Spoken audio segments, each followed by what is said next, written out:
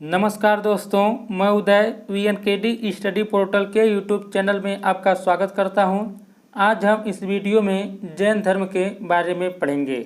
यह topic bank, SSC, railway, NTPC, group D या कोई भी स्टेट एग्ज़ाम हो, उन सभी परीक्षाओं के लिए बहुत ही महत्वपूर्ण होगा।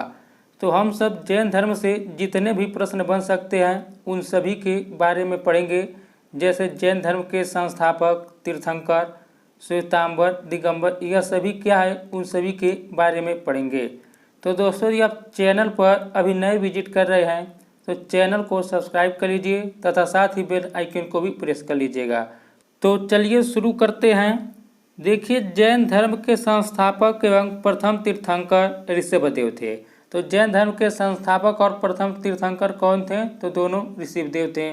दोस्तों, हम सब जितना प्रश्न पढ़ेंगे यह वन लाइनर होगा, यानी यह आपके एग्जाम के लिए बहुत ही महत्वपूर्ण होगा। और देखिए, जैन धर्म के 23वें तीर्थंकर पार्श्वनाथ थे। तो देखिए, जैन धर्म के संस्थापक एवं प्रथम तीर्थंकर ऋषभदेव थे और जैन धर्म के 23वें तीर्थंकर पार्श्वनाथ थे, जो काशी के इक्ष्वाकु वंशीय राजा अशोकसेन के पुत्र थे। तो देखिए, जैन धर्म के जो 23वें तीर्थंकर पार्श्वनाथ थे वो काशी के इक्ष्वाकु वंशी राजा अशोकसेन के पुत्र थे। इन्होंने 30 वर्ष की अवस्था में संन्यास जीवन को स्वीकारा। इनके द्वारा दी गई शिक्षा थी। तो देखिए, जैन धर्म के संस्थापक एवं प्रथम तीर्थंकर ऋषभदेव थे और जैन धर्म के 23वें तीर्थंकर पार्श्वनाथ थे, जो काशी के इक्ष्वाकु वंशी राजा अशोकसेन के पुत्र थे। अब फिर देखिए, पार्श्वनाथ जी द्वारा दी गई कुछ शिक्षाएं थी। तो देखिए, वह शिक्षा क्या थी इनके द्वारा जो दिया गया था।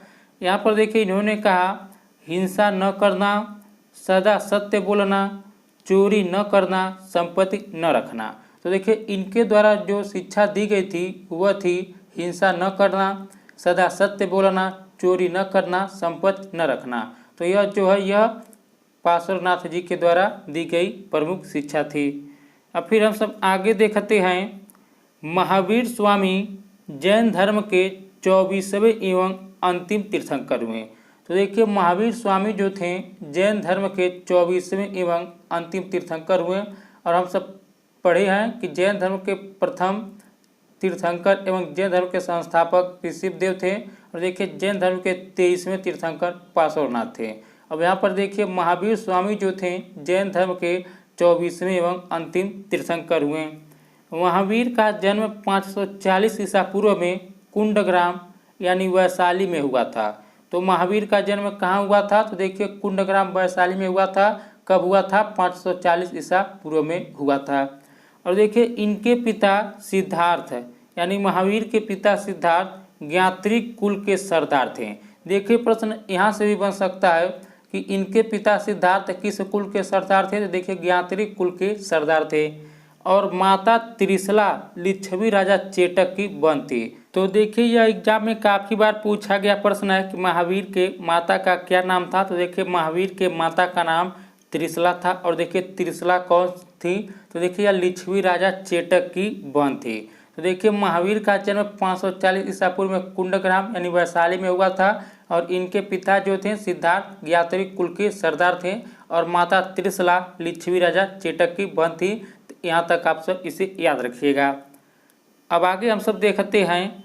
महावीर की पत्नी का नाम यशोदा एवं पुत्री का नाम अनुजा प्रियदर्शनी था।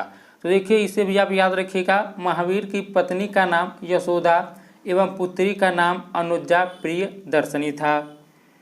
आगे देखते हैं अब हम सब। महावीर के बचपन का नाम वर्धमान था। देखिए, यह भी प्रश्न काफ़ी बार पूछा गया है एग्जाम में कि महावीर के बचपन का क्या नाम था। तो देखिए, महावीर के बचपन का नाम वर्धमान था। इन्होंने 30 वर्ष की उम्र में माता पिता की मृत्यु के पश्चात अपने बड़े भाई नंदीवर्धन से अनुमति लेकर संन्यास जीवन को स्वीकारा था। देखिए दोस्तों, यदि आप यह पूरा वीडियो देख लेंगे तो जैन धर्म से आपका एक भी प्रश्न एग्जाम में कभी गलत नहीं होगा। तो इसलिए आप वीडियो को ध्यान से देखिएगा और यदि आपको वीडियो अच्छा लग रहा है तो वीडियो को लाइक भी कर दीजिए। तो देखिए, महावीर के बचपन का नाम वर्धमान था। इन्होंने 30 वर्ष की उम्र में माता पिता की मृत्यु के पश्चात अपने बड़े भाई नंदीवर्धन से अनुमति लेकर सन्यासी जीवन को स्वीकारा था। और देखिए 12 वर्षों की कठिन तपस्या के बाद महावीर को जृंभिक के समीप ऋजुपालिका नदी के तट पर साल वृक्ष के नीचे तपस्या करते हुए संपूर्ण ज्ञान का बोध हुआ। देखिए इतना से ही बहुत ही प्रश्न बन जाएगा। यहाँ पर देखिए लिखा है 12 वर्षों की कठिन तपस्या के बाद महावीर को जृंभिक के समीप। यह भी प्रश्न पूछ सकता है किस नदी के तट पर, देखिए ऋजुपालिका नदी के तट पर। और देखिए यह प्रश्न काफ़ी बार पूछा गया प्रश्न है कि किस वृक्ष के नीचे जो है महावीर को ज्ञान का बोध हुआ। तो देखिए साल वृक्ष के नीचे जो है महावीर को ज्ञान का बोध हुआ।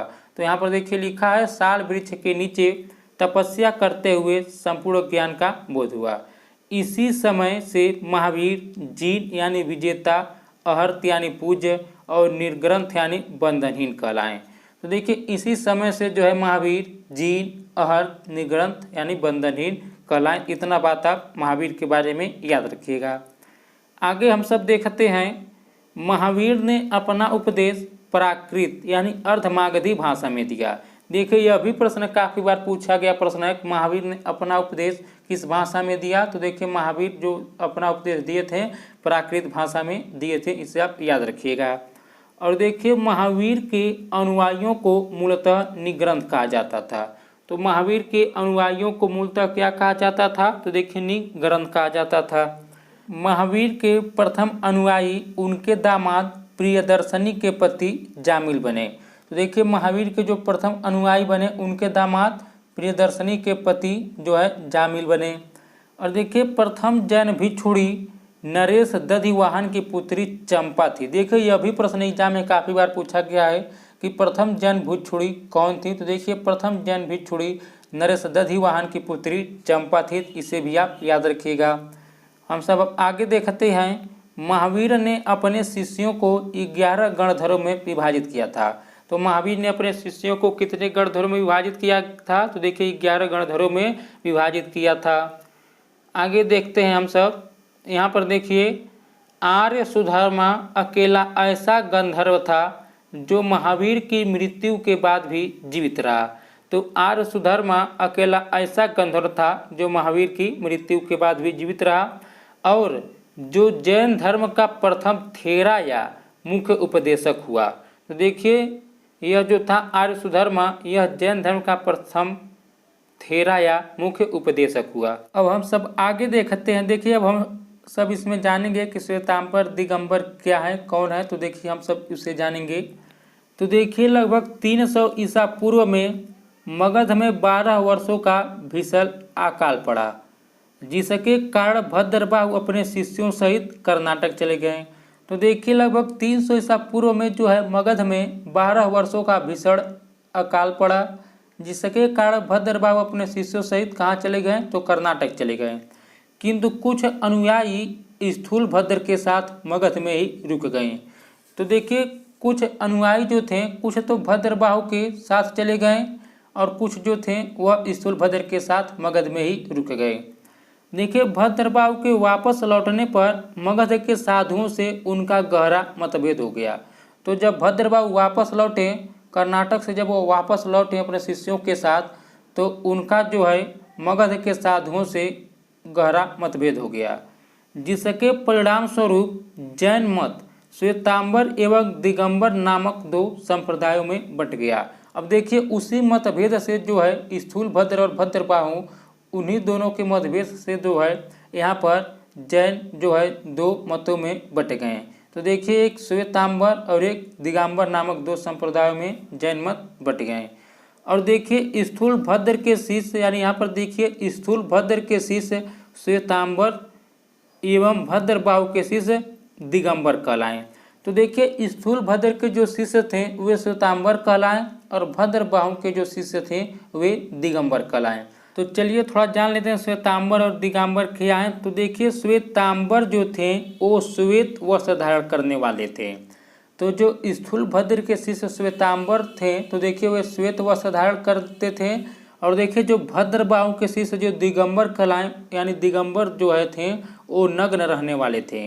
तो श्वेतांबर लोग श्वेत वस्त्र धारण करने वाले थे और दिगंबर जो थे वह नग्न रहने वाले लोग थे। तो उम्मीद करता हूं दोस्तों यहाँ तक आपको समझ आ गया होगा कि श्वेतांबर दिगंबर कौन है और ये जो है कैसे जो है इनका जो है संप्रदाय कैसे बटा, यह सब आपको समझ में आ गया होगा। आगे हम सब अब देखते हैं जैन धर्म के त्रिरत्न है। देखिए जैन धर्म के कुल त्रिरत्न है कौन कौन। एक है सम्यक दर्शन, एक सम्यक ज्ञान और एक सम्यक आचरण है। तो इसे याद रखिएगा, बहुत बार अभी एग्जाम में पूछा गया प्रश्न है यह भी कि जैन धर्म के त्रिरत्न कौन कौन है। तो देखिए सम्यक दर्शन, सम्यक ज्ञान, सम्यक आचरण, यह तीनों जैन धर्म की त्रिरत्न है। आगे हम सब देखते हैं, यहाँ पर देखिए त्रिरत्न के अनुशीलन में निम्न 5 महाव्रतों का पालन अनिवार्य है। तो देखिए वो 5 महाव्रतों का पालन क्या है। यहाँ पर देखिए एक अहिंसा है, दूसरा सत्यवचन है, तीसरा अस्तेय है, चौथा अपरिग्रह है और 5वां ब्रह्मचर्य है। तो देखिए त्रिरत्न के अनुशीलन में जो है जो निम्न 5 महाव्रतों का पालन अनिवार्य है वो जो है अहिंसा, सत्यवचन, अस्तेय, अपरिग्रह एवं ब्रह्मचर्य है। तो इसे भी आप याद रखिएगा। और देखिए दोस्तों जैन धर्म में जो है ईश्वर की मान्यता नहीं है। तो देखिए जैन धर्म में ईश्वर की मान्यता नहीं है। तो देखिए जैन धर्म में आत्मा की मान्यता है। तो देखिए जैन धर्म में ईश्वर की मान्यता नहीं है, जैन धर्म में जो है आत्मा की मान्यता, इसे आप याद रखिएगा। दोस्तों यदि आपको यह वीडियो अच्छा लग रहा है तो वीडियो को लाइक जरूर कर दीजिएगा, साथ ही चैनल को भी सब्सक्राइब कर लीजिएगा।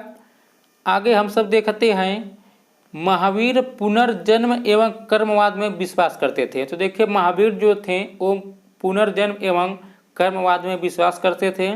जैन धर्म के सप्तभंगी ज्ञान के अन्य नाम स्यादवाद और अनेकांतवाद, इसे भी आप याद रखिएगा कि जैन धर्म के सप्तभंगी ज्ञान के अन्य नाम जो थे स्यादवाद और अनेकांतवाद थे, इसे भी आप याद रखिएगा। आगे हम सब देखते हैं जैन धर्म ने अपने आध्यात्मिक विचारों को सांख्य दर्शन से ग्रहण किया। तो देखिए जैन धर्म जो है अपने आध्यात्मिक विचारों को सांख्य दर्शन से ग्रहण किया। जैन धर्म मानने वाले कुछ राजा थे। चलिए हम सब देखते हैं कि जैन धर्म मानने वाले कुछ राजा कौन कौन थे। तो देखिए एक उदयन, वंद राजा, चंद्रगुप्त मौर्य, कलिंग नरेश खारवेल, राष्ट्रकूट राजा, अमोघवर्ष, चंदेल शासक। तो देखिए जैन धर्म को मानने वाले जो कुछ राजा थे तो उदयन, वंद राजा, चंद्रगुप्त मौर्य, कलिंग नरेश खारवेल, राष्ट्रकूट राजा, अमोघवर्ष, चंदेल शासक, यह सभी जो थे जैन धर्म को मानने वाले राजा थे। आगे हम सब देखते हैं मैसूर के गंग वंश के मंत्री चामुंड के प्रोत्साहन से कर्नाटक के श्रवणबेलगोला में 10वीं शताब्दी के मध्य भाग में विशाल बाहुबली की मूर्ति, यानी जिसको गोमतेश्वर की मूर्ति भी कहा जाता है, का निर्माण किया गया। तो देखिए यह भी प्रश्न बन सकता है। तो देखिए मैसूर के गंग वंश के मंत्री चामुंड के प्रोत्साहन से कर्नाटक के श्रवणबेलगोला में 10वीं शताब्दी के मध्य भाग में विशाल बाहुबली की मूर्ति यानी गोमतेश्वर की मूर्ति का निर्माण किया गया। और देखिए खजुराहो में जैन मंदिरों का निर्माण चंदेल शासकों द्वारा किया गया। देखिए यह प्रश्न काफ़ी बार एग्जाम में पूछा गया प्रश्न है कि खजुराहो में किनके द्वारा जो है जैन मंदिरों का निर्माण किया गया। तो देखिए खजुराहो में जैन मंदिरों का निर्माण चंदेल शासकों द्वारा किया गया, इसे आप याद रखिएगा।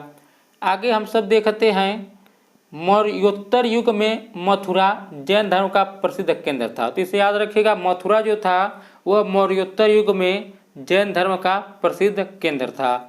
मथुरा कला का संबंध जैन धर्म से ही है। यहाँ पर देखिए मथुरा कला का जो संबंध है वह जैन धर्म से ही है। आगे हम सब देखते हैं जैन तीर्थंकरों की जीवनी भद्रबाहु द्वारा रचित कल्पसूत्र में है। देखिए अभी प्रश्न पूछ सकता है कि जैन तीर्थंकरों की जीवनी किस समय है। तो देखिए जैन तीर्थंकरों की जीवनी जो है भद्रबाहु द्वारा रचित कल्पसूत्र में है। और देखिए 72 वर्ष की आयु में महावीर की मृत्यु 468 ईसा पूर्व में बिहार राज्य के पावापुरी यानी राजगीर में हो गई। तो देखिए महावीर की मृत्यु जो है 72 वर्ष की आयु में 468 ईसा पूर्व में बिहार राज्य के पावापुरी यानी राजगीर में हो गई, इसे आप याद रखिएगा। और देखिए मल्ल राजा सृष्टिपाल के राजप्रसाद में महावीर स्वामी को निर्वाण प्राप्त हुआ था। देखिए यह भी प्रश्न पूछ सकता है किस राजा के राजप्रसाद में जो है महावीर स्वामी को निर्वाण प्राप्त हुआ था। तो देखिए मल्ल राजा सृष्टिपाल के राजप्रसाद में महावीर स्वामी को निर्वाण प्राप्त हुआ था। तो चलिए हम सब कुछ प्रमुख जैन तीर्थंकर और उनके प्रतीक चिन्ह के बारे में पढ़ लेते हैं। यहाँ पर देखिए एक तरफ जैन तीर्थंकर के नाम एवं क्रम लिखा गया है और दूसरे तरफ प्रतीक चिन्ह लिखा गया है। तो देखिए ऋषभदेव जो थे वो जैन धर्म के प्रथम तीर्थंकर थे और इनका जो प्रतीक चिन्ह है वह सांड है। फिर आगे हम सब देखते हैं अजितनाथ। देखिए जैन धर्म के द्वितीय तीर्थंकर, जैन धर्म के दूसरे तीर्थंकर अजितनाथ थे और इनका जो प्रतीक चिन्ह है वह हाथी है। देखिए तीसरे जो है शंभो, जैन धर्म के तीसरे तीर्थंकर शंभो थे और देखिए इनका जो प्रतीक चिन्ह है वह घोड़ा है। और देखिए शांति जो थे जैन धर्म के 16वां तीर्थंकर थे और देखिए इनका जो प्रतीक चिन्ह है वह हिरण है। आगे हम सब अब देखते हैं, यहाँ पर देखिए नामी, नामी जो थे ये जैन धर्म के 21वें तीर्थंकर थे। इनका जो प्रतीक चिन्ह है वह कमल है। इससे आप याद रखिएगा इन सभी छोटी छोटी बातों को। यहाँ पर देखिए अरिष्टनेमि, अरिष्टनेमि जो थे जैन धर्म के 22वें तीर्थंकर थे और देखिए इनका जो प्रतीक चिन्ह है वह शंख है। तो देखिए कभी कभी एग्जाम में जो है 22वां तीर्थंकर एक बार पूछ लिया था, यानी कभी कभी एग्जाम में जो है पहला और अंतिम न पूछकर बीच वाला भी पूछ लेता है, इसलिए मैंने जो है कुछ इंपॉर्टेंट जो थे उन लोगों को लिया है। तो देखिए अरिष्टनेमि जो थे वो 22वें नंबर के तीर्थंकर थे और देखिए इनका जो प्रतीक चिन्ह है शंख है। और देखिए पार्श्व जो थे ये यानी पार्श्वनाथ, तो देखिए जैन धर्म के 23वें तीर्थंकर जो थे पार्श्वनाथ थे और देखिए इनका जो प्रतीक चिन्ह है वो क्या है तो सर्प है। और देखिए जैन धर्म के अंतिम तीर्थंकर जो थे वो कौन थे, महावीर स्वामी थे। तो देखिए जैन धर्म के यहाँ पर देखिए नहीं लिखा है, यहाँ पर हम लिख दे रहे हैं। देखिए महावीर स्वामी जो थे जैन धर्म के 24वें तीर्थंकर महावीर स्वामी थे, 24वें अंतिम। और देखिए इनका जो चिन्ह था, इनका जो था सिंह था। तो देखिए महावीर स्वामी का जो चिन्ह था वह सिंह था। तो देखिए हम सब पढ़े जैन धर्म के प्रथम तीर्थंकर ऋषभदेव और देखिए जैन धर्म के यहाँ पर देखिए 23वें तीर्थंकर कौन थे, तो देखिए पार्श्वनाथ। और जैन धर्म के 24वें अंतिम तीर्थंकर कौन हुए, महावीर स्वामी हुए और देखिए इनका प्रतीक चिन्ह सिंह है, इसे आप याद रखिएगा। अब हम सब जैन संगतियाँ देख लेते हैं। देखिए अभी एग्जाम में काफ़ी बार पूछा गया प्रश्न है जैन संगतियाँ के बारे में। हम सब जान लेते हैं जैन संगतियाँ कौन कौन हुई थी और उसका अध्यक्षता कौन किया था और वर्ष क्या है, उसका स्थल क्या है। तो यहाँ पर देखिए संगीत लिखा है, वर्ष लिखा है, स्थल लिखा है, अध्यक्ष लिखा है। तो देखिए जैन धर्म में 2 संगतियाँ हुई थी। तो देखिए प्रथम संगत और द्वितीय संगत। देखिए प्रथम संगीत जो हुआ था वह 300 ईसा पूर्व हुआ था, वह स्थान उसका पाटलिपुत्र था और जो अध्यक्षता किया था वह स्थूलभद्र किए थे।